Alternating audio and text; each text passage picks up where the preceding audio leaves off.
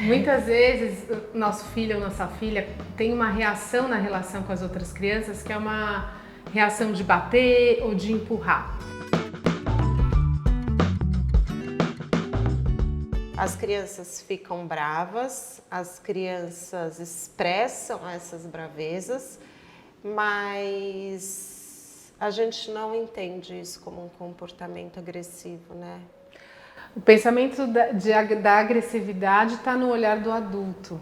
E muitas famílias se incomodam e a gente compreende o incômodo quando você está, por exemplo, num parquinho e teu filho empurra uma outra criança.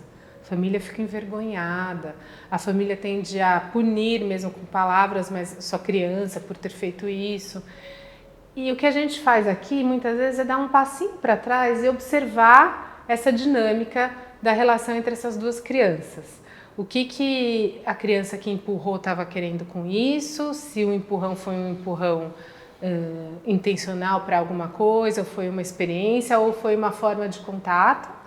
E o que a pessoa empurrada, a criança empurrada, reage e viveu em relação a isso. A tendência da família é sempre entrar, ou a tendência de alguns adultos é entrar rapidamente no meio dessa relação. E a gente pede para cuidar um pouco, porque é uma relação, o corpo das crianças nessa idade é um corpo que fala por si só, e fala sempre, bem antes da palavra vir para as crianças, né? E esses são os contatos humanos. O julgamento do que isso significa está no adulto, não está nas crianças. E acho que isso é muito importante a gente separar, né? Para a gente poder falar desses comportamentos das crianças, a gente separar a concepção que os adultos têm, porque esses não são comportamentos bem-vindos no mundo adulto, mas eles são comportamentos muitas vezes necessários no mundo da infância.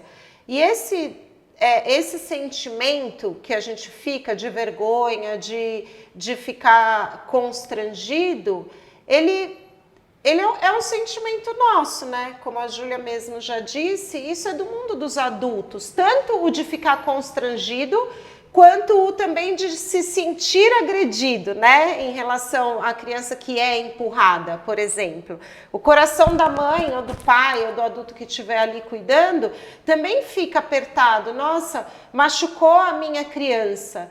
Mas eu acho que esse é um exercício muito importante da gente fazer como comunidade de adultos cuidadores de criança, que é a gente poder olhar para essa situação com menos moral e com mais amor.